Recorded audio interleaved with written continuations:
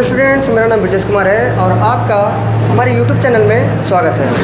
ठीक है स्टूडेंट्स, हम लोग पढ़ने वाले हैं आज जो हम लोग पढ़ रहे हैं संधारित्र तथा परिवैद्युत, उसमें आज पार्ट नंबर 6 है और आज हम पढ़ने वाले हैं संधारित्र में संचित ऊर्जा। ठीक है, इनको बोलते हैं अंग्रेजी में energy stored in a capacitor. तो संधारित्र में जो ऊर्जा संचित होता है वो कैसे होता है, इन्हीं के बारे में पढ़ेंगे। तो हम लोग एक चीज़ पढ़े थे कि अगर हम किसी संधारित्र में एक आवेश जब देते हैं तो प्रतिकर्षण बल के विरुद्ध कार्य करना पड़ता है। सही है, तो प्रतिकर्षण बल के विरुद्ध जब कार्य करना पड़ता है तो वही संचित ऊर्जा के रूप में स्टोर हो जाती है, यानी ऊर्जा स्थितिज ऊर्जा के रूप में संचित हो जाती है। ये चीज़ पढ़े हो। हम क्या पढ़े हैं, यदि किसी संधारित्र में आवेश देते हैं तो प्रतिकर्षण बल के विरुद्ध कार्य करना पड़ता है और वही क्या होता है, संधारित्र में स्थितिज ऊर्जा के रूप में संचित हो जाता है। अगर कोई आवेश है उसमें हम जीरो आवेश से क्यू आवेश तक की वृद्धि करते हैं तो उसके विभव में भी जीरो से वी विभव तक की वृद्धि हो जाती है। समझ में आया? अगर हम आवेश बढ़ाएंगे तो विभव में भी वृद्धि होगा। अब मान लीजिए कि कोई संधारित्र है तो किसी क्षण उसका विभव वी है तो संधारित्र को अल्पांश आवेश देने पर किया गया कार्य, इसको लिखते हैं हम लोग। तो मान लीजिए किसी क्षण संधारित्र पर विभव कितना है, वी विभव है, तो संधारित्र को अल्पांश आवेश देने में किया गया कार्य कितना होगा। अल्पांश करने का मतलब कि छोटा आवेश बहुत कम। ठीक है, तो छोटा आवेश देंगे तो छोटा सा कार्य भी करना पड़ेगा।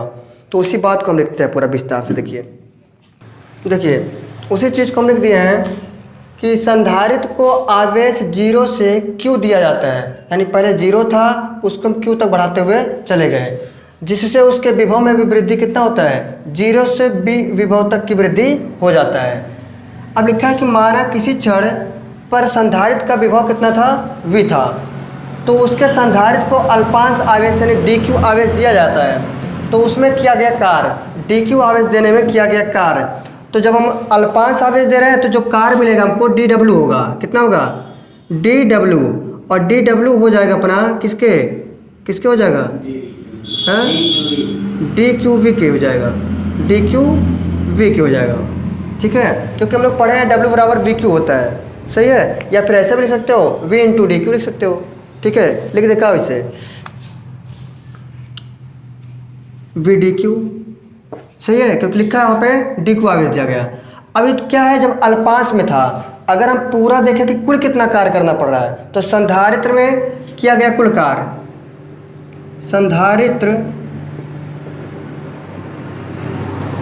संधारित्र को जीरो से क्यू आवेश देने में किया गया कुल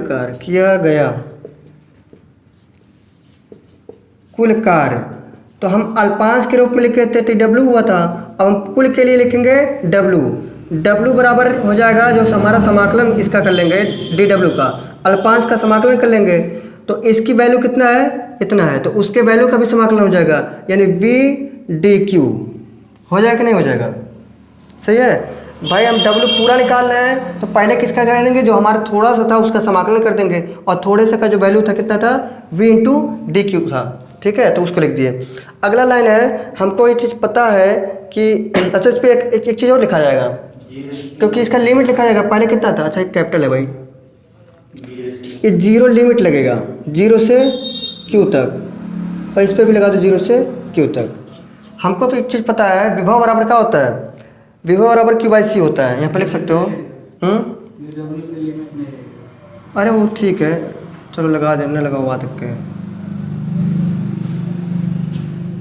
क्योंकि v बराबर होता है q बाई सी होता है। तो अगर वैल्यू वहाँ पे रख दें तो मिल जाएगा कितना, w बराबर ये मिल जाएगा जीरो से q आवेश तक, और यहाँ पे लिख सकते हैं q बाई सी, और हो जाएगा d इंटू क्यू बन जाएगा। w बराबर लिख सकते हैं, देखिए यहाँ पे जो c होता है वो कॉमन होता है, यानी ऐसे कह सकते हो कि नियत रहता है, तो उसका वैल्यू बदलता नहीं है। तो वैल्यू नहीं बदलेगा तो 1/c हम बाहर निकाल लेंगे, अंदर रहेगा q, मतलब यहाँ पे लिमिट लग जाएगा जीरो से q, और अंदर क्या बचेगा, q इंटू डी क्यू बचेगा। सही है, तो देखिए q का हम डी क्यू के सापेक्ष समाकलन करेंगे तो ये बन जाएगा w बराबर 1/c, और इनको हम लिख सकते हैं कितना, हम लिख सकते हैं Q, देखो अभी कुछ नहीं है तो 1 पावर माना जाएगा, तो 1 + 1 और बट्टे हो जाएगा 2। लिमिट लगा दोगे 0 से कहाँ तक, Q तक। क्यों कर दिए इतना हम, क्योंकि हमें एक सूत्र पता है, कहाँ गया वो, क्योंकि सूत्र हमें पता है कि अगर मान लीजिए हम कोई समाकलन कर दें हैं इससे करके, ठीक है, यहाँ 0 लगा दो, यहाँ पे कुछ लगा दो लिमिट, तो हम जिसका समाकलन करते हैं, अगर लिखा है x पावर में n और इंटू dx अगर रहता है तो इसको हम लिख सकते हैं x के पावर n + 1 अपान में कितना n + 1 इक्वल टू प्लस में 0। इस सूत्र होता है, तो जो पावर इसमें 1 है जब इसका हम समाकलन करते हैं तो ये हो जाता है, इसमें 1 जुड़ जाता है, तो 1 जोड़ दिए और उस जो जोड़े हैं जो पावर था उसी चीज़ को नीचे भी लिख देते हैं, तो बन गया कितना, इतना हो गया। अगर हम W बराबर लिखें तो आ गया 1/c और इसके अंदर लिख दिएंगे हम कितना, Q के पावर 2 और बट्टे कितना हो जाएगा 2। लिमिट लगा दो 0 से Q तक, सही है, इतना लिख सकते हैं। और अगर आगे बढ़ाएं इसको हम, तो हम लिख सकते हैं W बराबर 1/c, और यहाँ पे देखिए अब बात ही हो जाता है 1/2 भी कॉमन है तो हम इसको हम बाहर निकाल सकते हैं, तो इसमें 2 से गुणा हो जाएगा। 1/2 इसको हम पढ़ सकते हैं कि नहीं, क्योंकि इसमें 1 छुपा होता है, तो 1/2 हम बाहर निकाल देंगे, अंदर बचेगा केवल Q²। क्या बचेगा, अंदर बचेगा Q², और यहाँ पे लिमिट लग गया 0 से Q तक। W बराबर लिख सकते हो 1/2c, और यहाँ पे देखिए अब लिमिट हटाएंगे तो हम क्या करेंगे, ये जो ऊपर अपर लिमिट है उसको मान देंगे कैपिटल Q, इसका स्क्वायर कर लेंगे और माइनस में 0 घटा देंगे, ठीक है, क्योंकि ऊपर वाले में से छोटा वाला नीचे वाला घटाया जाता है। अब W बराबर हम लिख सकते हैं 1/2c, और यहाँ अंदर कौन बचा, केवल Q² बचा, क्योंकि Q² में से 0 घटेगा तो कितना बचेगा, केवल Q², इतना बचा। अभी हमें पता है C का मान पता है, संधारित्र जो होता है उसका वैल्यू भी तो पता है, तो हम लिख दे सकते हैं कि यह निकाय किया गया कार्य में स्थितिज ऊर्जा के रूप में संचित हो जाता है। जो ये चीज़ मिला है इसको हम समीकरण 1 मान लेते हैं।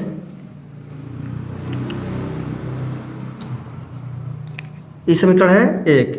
जो यह किया गया कार्य है यही स्थितिज ऊर्जा के रूप में संचित हो जाता है, तो लिख सकते हो यह किया गया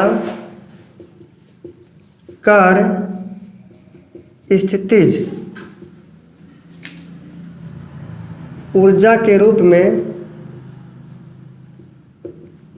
संचित हो जाता है। अब यही जो W संचित हो रहा है किसके रूप में, ऊर्जा के रूप में, स्थितिज ऊर्जा के रूप में, तो जहाँ W वहाँ पे U कर सकते हैं ना, नहीं कर सकते हैं, तो इसी चीज़ को हम चाहें तो ऐसे लिख सकते हैं, U बराबर 1/2c और इंटू Q² लिख सकते हो। और मन करे ऐसे अगर समस्या हो रहा है तो इसका यहाँ पे लिख दो, क्योंकि 1 में गुणा होगा तो वही चीज़ आएगा, ऐसे भी लिख सकते हो। इस समीकरण करना है 2 है, ठीक है, उसको 1 बना लो, इसको 2 बना लो, और कोनो दिक्कत नहीं, एक रह जाता वो ठीक है, नाम बदलने से कोई मतलब थोड़ी होता है। तो ये W के रूप में था, ये क्या होगा, स्थितिज ऊर्जा के रूप में हो गया। अब अगला प्रोसेस चलेगा, हम लिख सकते हैं चूँकि Q बराबर होता है CV के, होता है ना, ये आया कैसे, आया C बराबर Q/V से,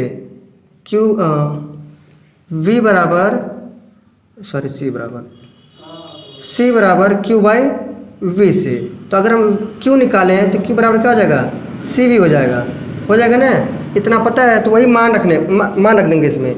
तो समीकरण किसमें, समीकरण 2 में Q का मान रखने पर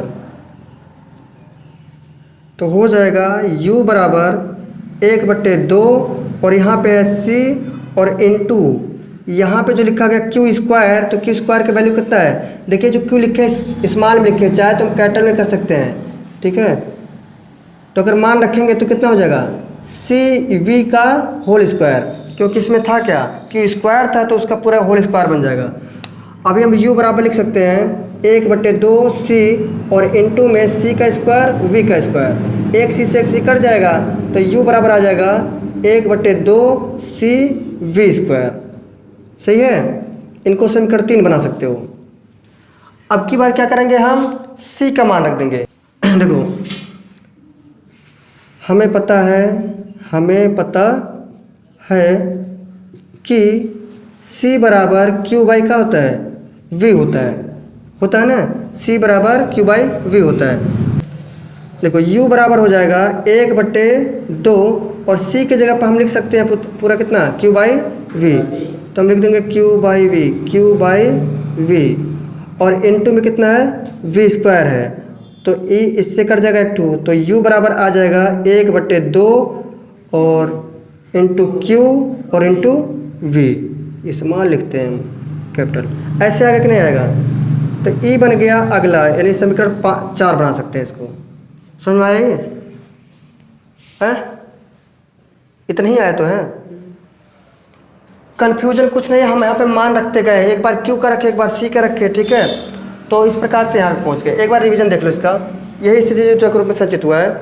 देखिए हम लिखे संधारित्र को आवेश 0 से q आवेश दिया जाता है तो उसके विभव में भी 0 से v तक की वृद्धि हो जाती है।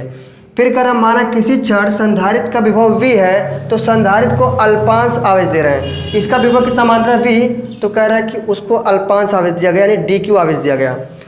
तो उसमें जब dq आवेश दे रहे हो तो कार्य करना पड़ता है ना, क्योंकि इसका परिभाषा पहले बताया है, कुछ कार्य करना पड़ता है, वही संचित ऊर्जा के रूप में स्थिर ऊर्जा के रूप में संचित होता है। तो थोड़ा सा हम आवेश दिए तो थोड़ा सा कार्य करना पड़ेगा, यानी dw बराबर हो जाएगा v इंटू dq, सही है इतना। अब कह रहे संधारित्र को 0 से q आवेश देने में किया गया कुल कार्य, जब थोड़ा सा आवेश दे रहे थे तब कार्य इतना है, अगर हम कुल कार्य देखेंगे तब कितना होगा, तो हमारा जो ये पहले वाला थोड़ा सा था उसी का समाकलन कर देंगे, तो समाकलन होगा तो इसके पूरे वैल्यू का भी समाकलन हो जाएगा इसका, तो v इंटू dq और यहाँ पे लिमिट लगा दिए 0 से कैपिटल Q तक। हमें एक चीज़ पता है v बराबर क्या होता है, v बराबर q/c होता है, तो इस चीज़ को हम लोग कहाँ रख दिए, जहाँ पे हमारा v था उसके जगह पर रख दिए। अभी देखो यहाँ पे एक पावर दिख रहा है और 1/c यहाँ पे कांस्टेंट होता है, इस समाकलन से बाहर निकल जाएगा, 1/c हो गया, लिमिट लगा है, इस पे एक पावर है। तो जब हम एक पावर वाली चीज़ का हम समाकलन करते हैं तो हमारे पास सूत्र होता है कि x⁴n dx equal to x power में n प्लस 1, यानी जो भी पावर में रहता है एक उसमें जोड़ देते हैं और वही जुड़ा हुआ पावर ही नीचे लिख देते हैं और प्लस में अचर पद कर देते हैं। यहाँ पे 0 नहीं बल्कि क्या लिख सकते हो c अचर पद होता है। अब देखिए यहाँ पे एक पावर था तो एक जोड़े तो कितना हो गया 2 हो गया, 2 हो गया, ठीक 2 हो गया, क्योंकि पावर कितना हो गया 2 हो गया। और यहाँ ये जो पावर था इसी चीज़ को नीचे भी लिख दिए तो 2 हो गए। अब 1/2 हम बाहर निकाल देंगे तो यहाँ पे जो 1/c था इसमें 2 से गुणा हो जाएगा, तो यहाँ पे लिख दिए 2c, अंदर बचा q² और केवल q² बचा। अब हम यहाँ पे लिमिट को हटाएंगे तो q² यहाँ पे लिख देंगे, यहाँ पे q² था स्मॉल वाला, उसके जब पे q² लिख देंगे और उसी में से हम लोअर लिमिट को घटा लेते हैं तो q² माइनस 0 हो जाएगा। ई बन गया समीकरण कितना 1। अब कह रहा है कि यह किया गया जो कार्य है, कार्य किसके रूप में होती है, स्थितिज ऊर्जा के रूप में संचित होती है ना, संचित होती है। तो संचित हो गया, जहाँ W था वहीं कर दिए U, ठीक है, 1/2c इंटू q² समीकरण 2 बन गया। अब हमें पता है कि c बराबर q/v होता है, तो हम क्या करते हैं q को यहीं छोड़ दें, इसका गुणा जाके यहाँ हो गया तो cv बन गया। समीकरण 2 में q का मान रखने पर तो ये इसी में क्या करेंगे q का मान रखेंगे, तो यहाँ पे q² है तो इसका जो cv है इसका होल स्क्वायर बन जाएगा, तो अब पढ़ेंगे c² इंटू v², अपान में c था काट देंगे 1 का c बचेगा, तो ये बन गया समीकरण 3। हमें पता है कि c बराबर q/v होता है। अब जहाँ पे c था वहाँ पे हम क्या रखेंगे q/v का मान रख देंगे, तो q/v हो गया, 1v से 1v कटेगा तो q इंटू v बचेगा, अपान में कितना बचेगा 2। ये हो गया स्थितिज ऊर्जा के रूप में संचित। समझ में आया। अभी हम देखेंगे इसका ऊर्जा घनत्व, क्या देखेंगे ऊर्जा घनत्व, तो इसको देखिए कॉपी करिए। देखिए समांतर प्लेट संधारित्र का ऊर्जा घनत्व हमको पढ़ना है। समांतर प्लेट संधारित्र का ऊर्जा घनत्व, हमें पता है कि समांतर प्लेट संधारित्र के मध्य वैद्युत क्षेत्र की तीव्रता, समांतर प्लेट संधारित्र के मध्य वैद्युत क्षेत्र की तीव्रता कितना होता है, तीव्रता होता है यानी E बराबर σ/ε0 होता है, और यही बराबर होता है किसके Q/A∈0 इतना होता है ना। जहाँ पे हमें एक चीज़ और पता है, जहाँ पे सिग्मा बराबर का हो जाता है Q बाई ए होता है। सही है ना। अच्छा एक बात बताओ, अगर हम Q निकालें, केवल Q निकालें तो इसका गुणा यहाँ पे नहीं हो जाएगा जाके तिरछा हो जाएगा ना। तो इसको समीकरण 1 बना लो अभी। इस समीकरण कितना है 1 है। अब फिर हमें यह भी पता है कि संधारित्र की धारिता क्या होता है। संधारित्र की धारिता यानी C बराबर हो जाता है किसके, C बराबर A एप्सिलॉन नॉट और अपान में कितना होता है D। इस समीकरण कितना है 2 है।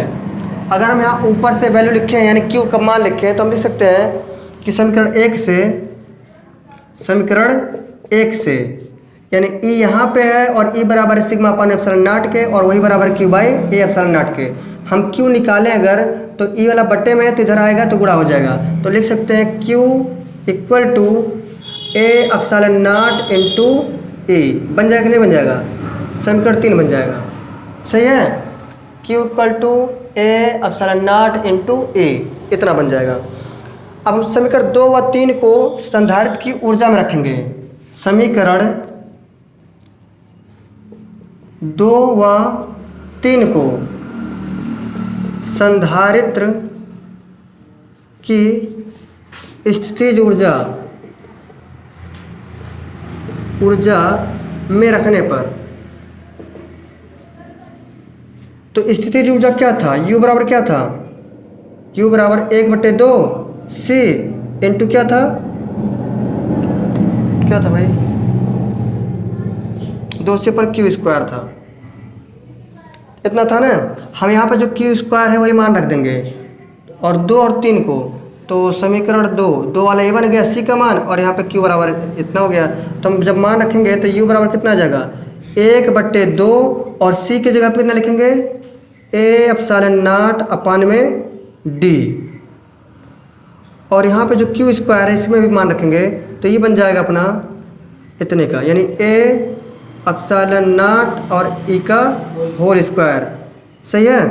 इनको और विस्तार से हल करेंगे तो आ जाएगा, देखो हाई इसके साथ में गुणे है D चला जाएगा ऊपर और 2A एप्सिलॉन नॉट आ जाएगा नीचे और ये जो अपना है वही रहेगा। ठीक, तो हो जाएगा A स्क्वायर एप्सिलॉन नॉट का स्क्वायर और इंटू E का स्क्वायर। देखो A से एक टू दोनों कट जाएगा तो ये बनेगा U बराबर कितना बन जाएगा, ये बनेगा एक टू A बचा है और एक टू एप्सिलॉन नॉट बचा है और एक टू E स्क्वायर बचा है और एक टू क्या बचा है D बचा है स्क्वायर इंटू D और नीचे क्या बचा है केवल 2 बचा है। तो इतना मिला। ये बना लो समीकरण कितना, समीकरण 4। अब हमें पता है कि ऊर्जा घनत्व बराबर होता है कि प्रति एकांक आयतन में संचित स्थितिज ऊर्जा को ऊर्जा घनत्व कहते हैं। कह रहा कि प्रति एकांक आयतन में संधारित्र में संचित स्थितिज ऊर्जा को ही ऊर्जा घनत्व बोलते हैं। जब कहेगा प्रति एकांक आयतन तो जब प्रति एकांक बोल दिया तो समझिए उसके बाद वाला जो बात बोल रहा है वो नीचे रहेगा, बट्टे के नीचे। तो प्रति एकांक आयतन मतलब नीचे, ठीक है, उसके नीचे आएगा।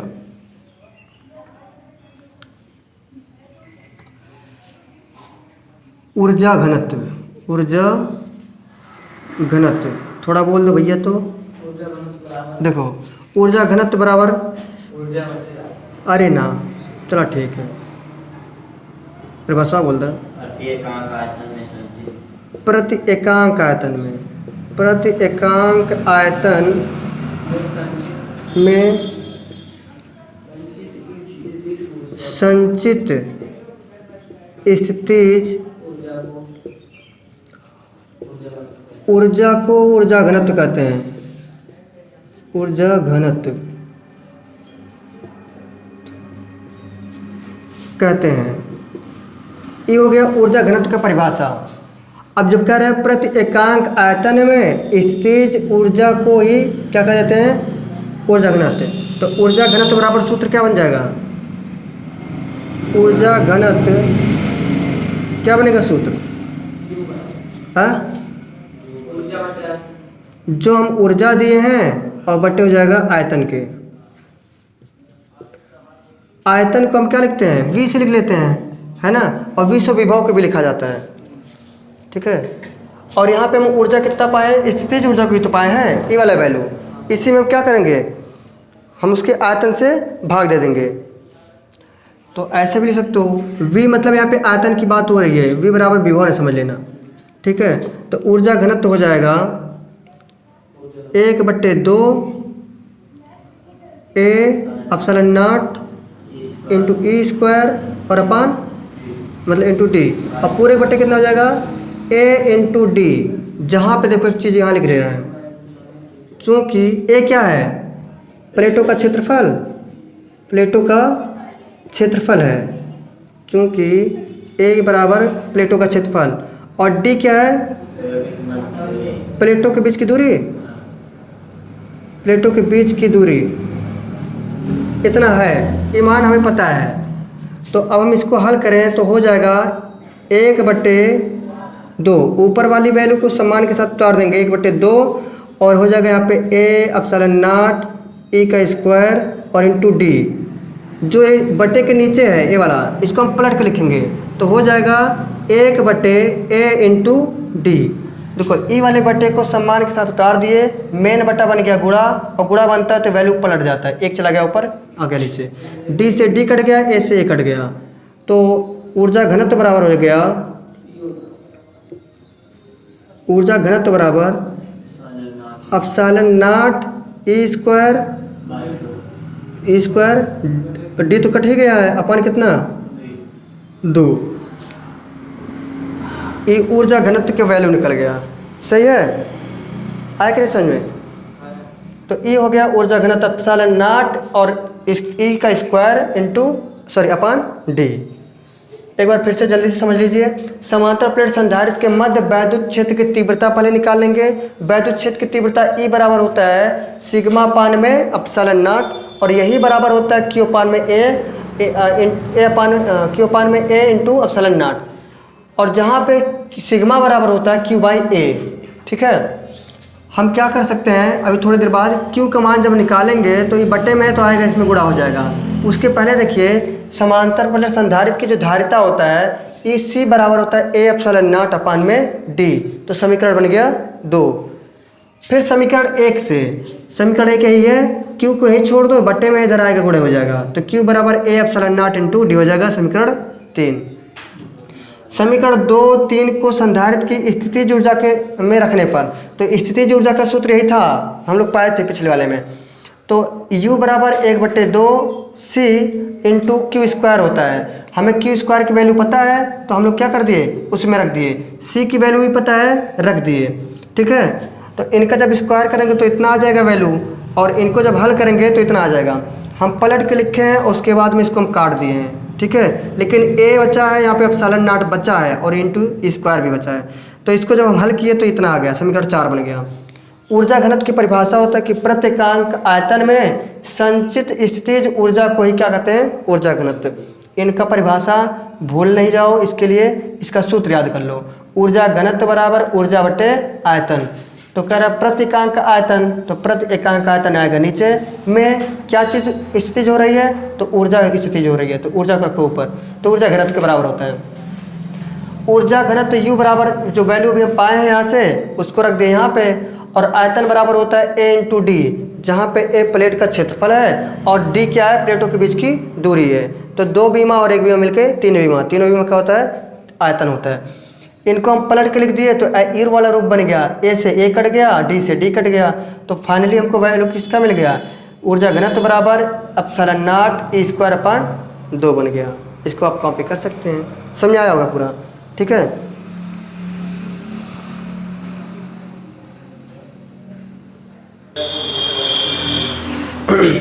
तो यदि हमारा वीडियो आप लोग को अच्छा लगा तो हमारे चैनल को लाइक करिए, सब्सक्राइब करिए और शेयर करिए। मिलते हैं अगले वीडियो में, तब तक के लिए हंसते रहिए, मुस्कुराते रहिए, पढ़ते रहिए। मिलते हैं, जय हिंद।